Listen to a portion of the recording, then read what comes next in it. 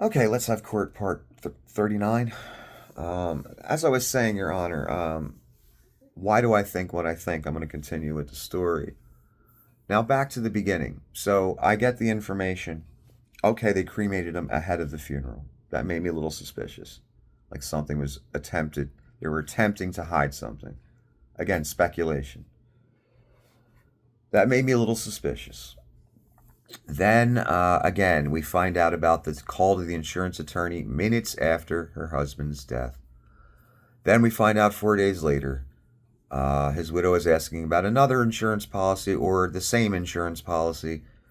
This time, in black and white in an email, she is telling the gentleman writ veneris 4 days after her husband's death, hey, do we have insurance on that tour? Is there a chance we won't get paid? Stuff like that are in the emails that I still have, Your Honor, and I can read them to you. So we've got that information. Eventually, we got the information about the will and how mercilessly the first daughter was cut out. Then then the thug stuff started happening. Then the FBI stuff started happening. That made me real suspicious too. I'm just a guy talking on camera here. Why is the FBI coming after me? I don't have any criminal history. Why are thugs being sent all of a sudden once I start talking about this dead rock star? Never happened before in my life, these things. Why all of a sudden on my channel in the comment section, I got these crazy stalker terrorizers, harassers, trying to go after every woman in the comment section? Almost seems like a deployment of some sort, some type of operation. That started happening as well, Your Honor, the trolling campaign, which I've described in vivid detail in the prior videos.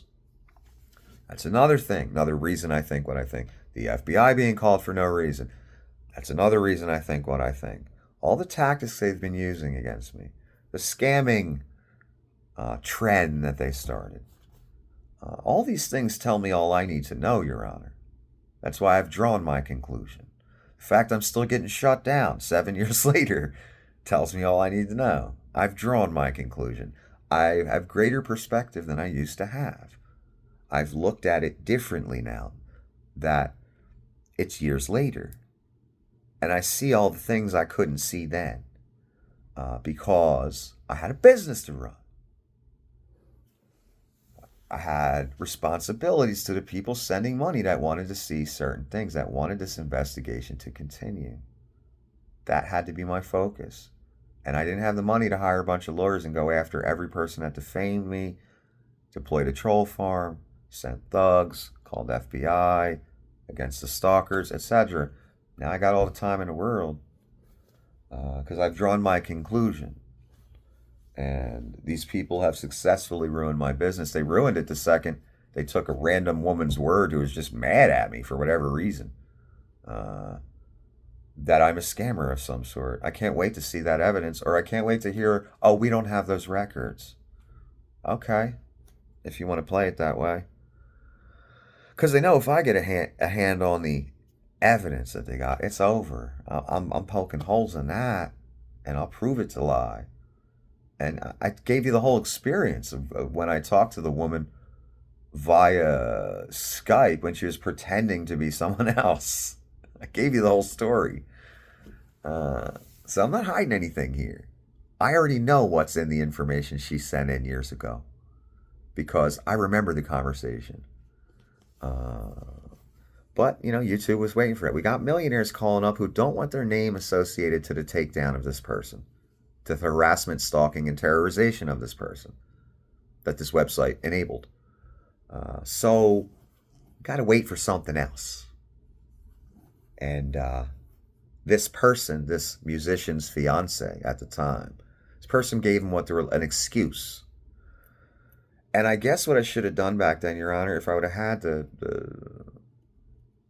knowledge I have now, is I should have immediately called a lawyer and sued YouTube. Immediately. And sued the people that gave that information. That would have set an example. But again, Your Honor, I didn't have money for lawyers and to do this. I had a business to run. I had people sending me money for a purpose. I took that seriously. Anyway, So the deployment of the trolling campaign is also why I think what I think.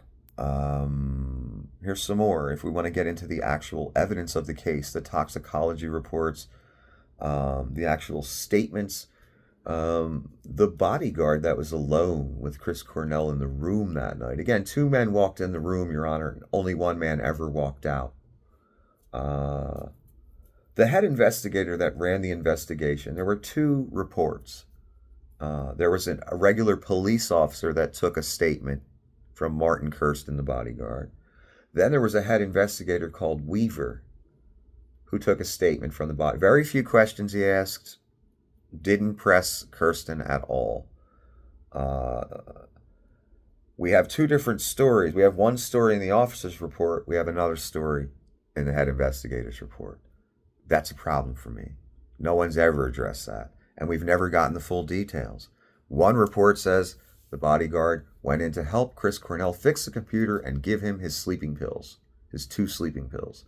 The other report don't mention shit about going in and fixing a computer. The other report says, oh, I just gave him his pills and I left. That's it.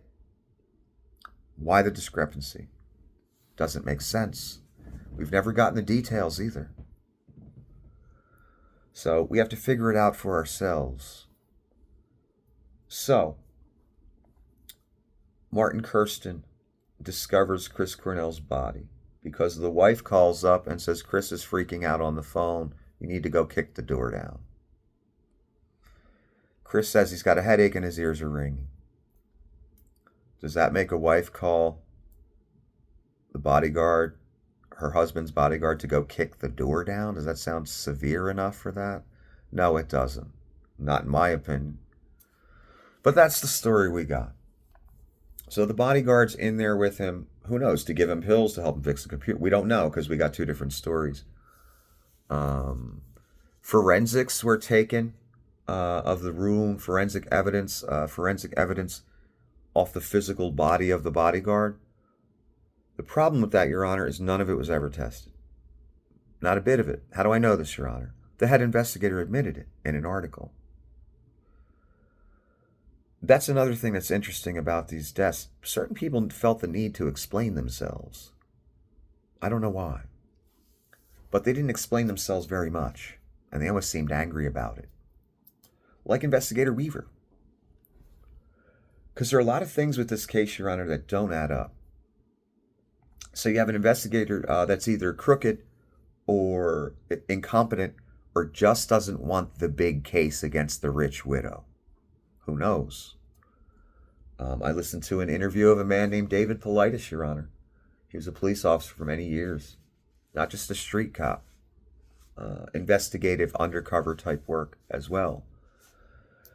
He went to his boss, his superior officer, one day, and he said, hey, I want to infiltrate this biker gang and prove the crimes they're committing, because we all know they're committing crimes. So let me infiltrate it. Let's get some convictions on these people. Let's stop it. His superior said to him, that sounds great, Dave. Sounds like a big case. And Dave's like, yeah, it is a big case. And his superior officer said, big case equals big problems. So again, this happens in police departments. We know this, Your Honor. They decide to prosecute certain people. They decide not to prosecute certain. They weigh the cost and benefit or risk of prosecuting certain people. Because a lot of police departments don't have a lot of money. They don't have $1 billion to throw into a court case. So they got to be real careful who they take on, don't they? Does Detroit have the money to take on a rich widow? Probably not. Detroit's very broken right now, financially. So they may have just made the decision, yeah, we don't want to look into this any further. We just want it over. Because we don't want to take on a rich widow. That wouldn't be good for us. It'd be a big case. Big cases equal big problems. Maybe that's the route they take. I don't know. Excuse me. So forensics were tested. Investigator Weaver did several interviews, very short interviews for the Detroit News a couple times. And he admitted in the Interviews. He's just said it as if it was normal, Your Honor. We didn't test any of the forensics because there was a backlog and because it was a suicide. Now, Your Honor, we know how the world works here. Are there backlogs for millionaires in this world? No, there's not. Backlogs don't exist when it's a millionaire rock star. We want to figure out how he died. Mr. Weaver, though, wants to put it out there as if that's normal operating procedure. That, yeah, there's a backlog, so why ever test it? And we ruled it a suicide, so why ever test it? We're never wrong. That is the most ridiculous investigative paradigm I've ever fucking heard. If you take forensic samples, you would test those, right? Just in case you're wrong. That's proper police procedure, right? Of course it is. You wouldn't worry about a backlog. And you wouldn't say, well, I ruled it suicide, so no point getting it tested. This guy admitted it, Your Honor, the head investigator, in a Detroit News article. He also gave a statement when he's questioned about, the incident. He said it happened like he said it did. What did Investigator Weaver mean by that? It happened like Martin Kirsten said it did. Allegedly, also, Your Honor, there was footage of the two men walking in hallway cams in the hotel. The two men walking into the room, and the investigator was able to watch that footage and see how long Mr. Kirsten was in the room for. We never got to watch that footage. The public, the people investigating it for real. We never got to see that. What's wrong with making that footage public? You would just see two men walking into a hotel room, right? That's all we would see. Can't see inside the room. But we could put a stopwatch, Your Honor, on how long Mr. Kirsten was in the room for. We never got that opportunity. All we got is Kirsten's word and a head investigator that retired very shortly after the Chris Cornell case. Months. If it was 6 months, I'd be surprised. We have a head investigator who says it happened like he said it did. But the problem, Your Honor, again, we've got two different reports that say two different things. One taken by a police officer, one taken by a head investigator. I have a problem with that. So it happened like he said it did. The problem is he said it did two different ways. Two different stories. And the head investigator hardly asked him anything. And didn't even test the forensics. Yet he's sitting there in front of a reporter, or on the phone, saying it happened like he said it did. No details, no nothing. It happened like he said. It's almost as if the head investigator was pissed off he even had to get this interview and have to put a statement out there. The problem is, Your Honor, this case is so strange. They felt the need to do that. That head investigator didn't have to do any interviews with newspapers. He felt the need to. That also tells me something. The over-explaining. The same way Mr. Pasek was over-explaining in his Law Dragon interview. That gives the game away. That gives the real intent away. So, Your Honor, we have a head investigator who admitted we did not test forensics. He explained why. And it happened just like the subject of the investigation said it did. The last person to seem alive. And that's also where I started, Your Honor. I started with who had motive, who was the last person to seem alive. It's where every investigation starts. That's where I started. So the last person to see the deceased alive, you need to look into them very closely and very deeply. They did not do that. There's also kind of a funny coincidence, Your Honor. A year before Chris Cornell died, two things changed in his life. He started taking Ativan, and he hired that bodyguard. He lived one more year. And both things were in the room with him that night. The Ativan and the bodyguard that he just added to his life last year. He lives one more year and he's dead. Some people blame it on the Ativan. Some people blame it on the man.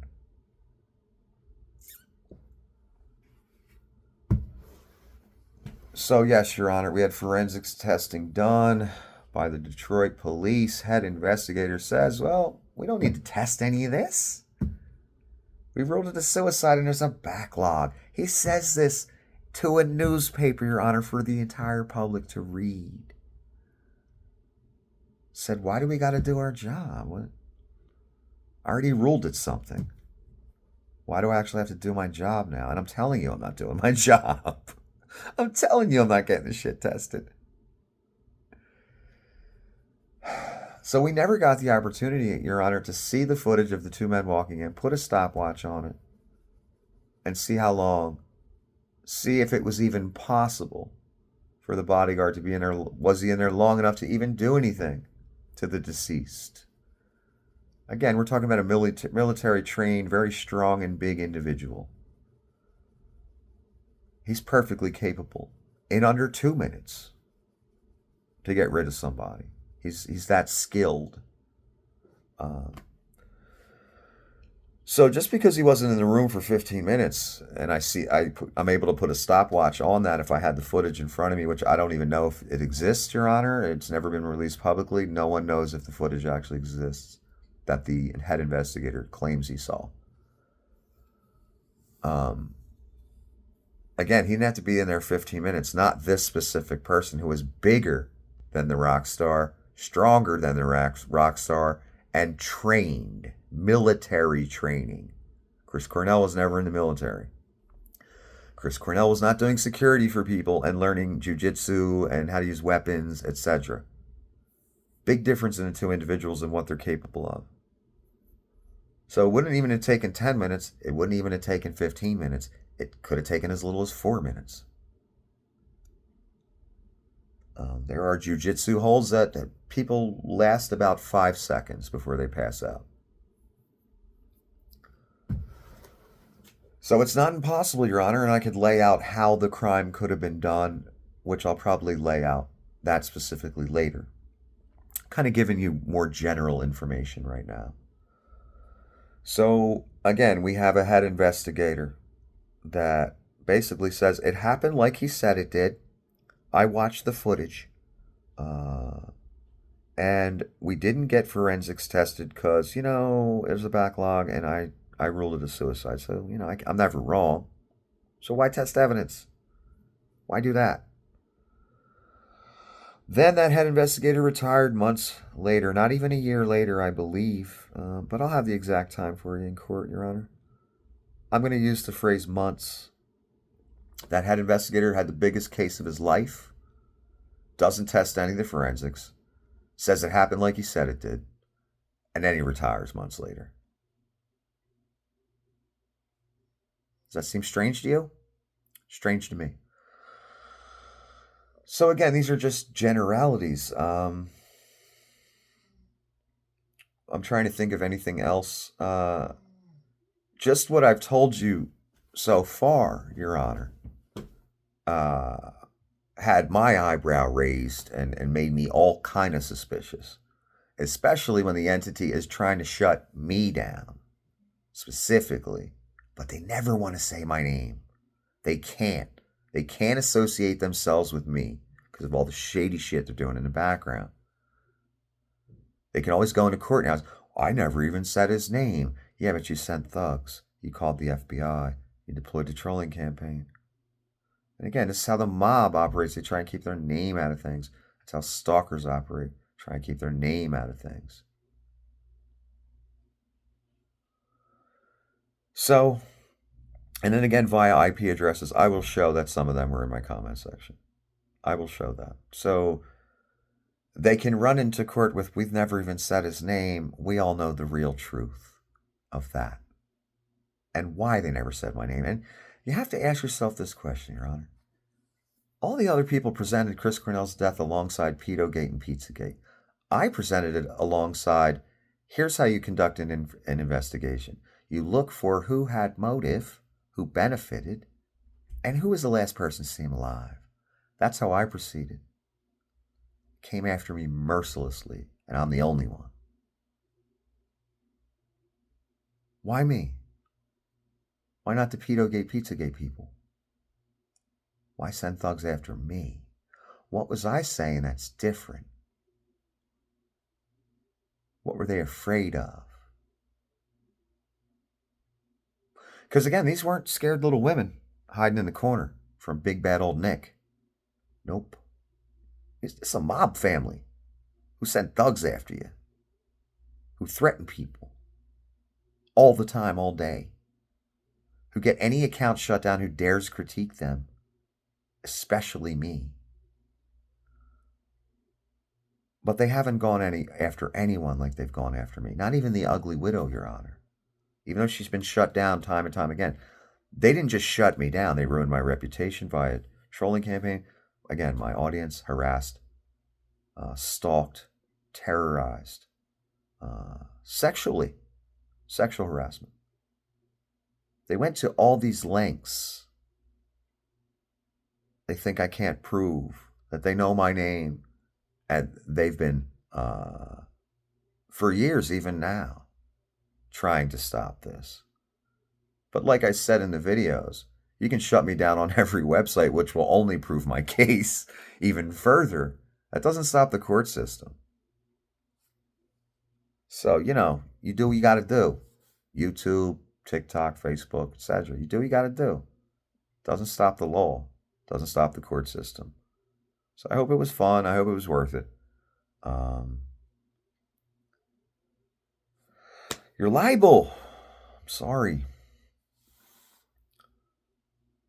So all these things are, this isn't even the whole story, Your Honor, but just what I laid out to you so far, just those things alone made me real suspicious. I don't know about you, Your Honor, when all of a sudden you're getting thugs sent after you and you got people online with fangs out coming after you. What do you think you're involved in? You're involved in something where someone wants to keep it quiet. They don't want you talking about it. And that's obvious. The lengths they've gone, Your Honor, gives the game away. It's that simple. It's that simple. And like I said earlier, this whole process recently, it's really solidified what I had doubts about before, because I never looked at it the right way. You don't send thugs after somebody who's a liar, hack, homeless joke. You don't call the FBI on someone's a liar, hack, homeless joke. You don't deploy a trolling campaign against someone who's a liar, hack, homeless joke. All this shit, takes money, time, and effort. Are you going to risk sending thugs after someone, having it tie back to you somehow, and for a liar? Are you going to risk calling the FBI and risk it tying back to you somehow for a liar? You're going to deploy a trolling campaign for a liar? You're going to make it your mission to ruin that guy if he's just a liar? It doesn't make sense to me. What makes more sense, Your Honor, is, unfortunately for me, what I came across here by just complete accident, just because I was a Chris Cornell fan at one point in my life, is a mob family. They've proven that to me. You don't send thugs unless you're mob. You use mob tactics. Restaurant fur business. The matriarch putting comments on social media like, "My husband looks at every post." The palpable fear of people in my audience, people that tried to work with me, no one wanted their name involved.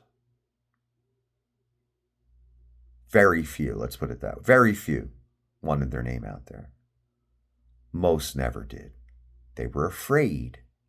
They saw what was happening to me. They saw that they sent thugs after me. They sent the FBI. They saw the trolling campaign in the comment section, sexually harassing every woman. They didn't want that. They were scared. I don't blame them. Not everyone's like me.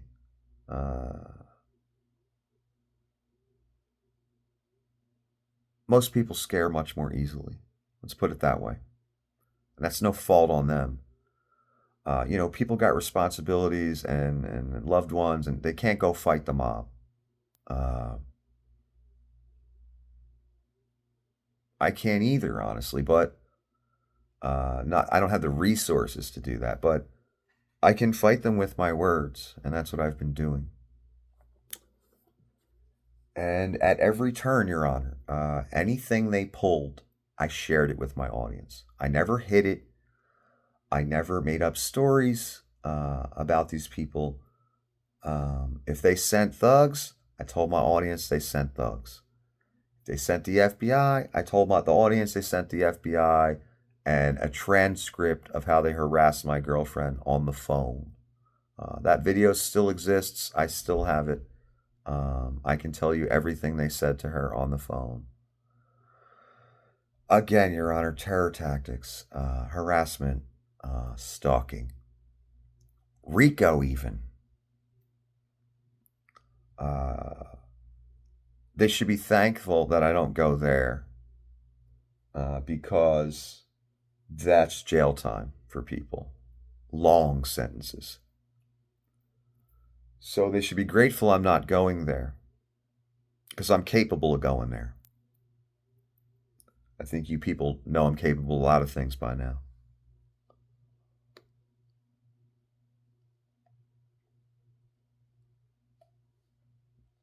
Anyway, after so many years of certain entities using the court system as a tool to protect themselves because they were rich, maybe I can use the court system as a tool to get recompense for my damages. We'll see about that. And I'm just laying it out, Your Honor. And I'll continue this in another video, probably not today. I'll lay out more after I listen back to this and remember what I missed. I'll lay out more of why I think what I think. Because that's just the tip of the iceberg, what I told you. Till the next time.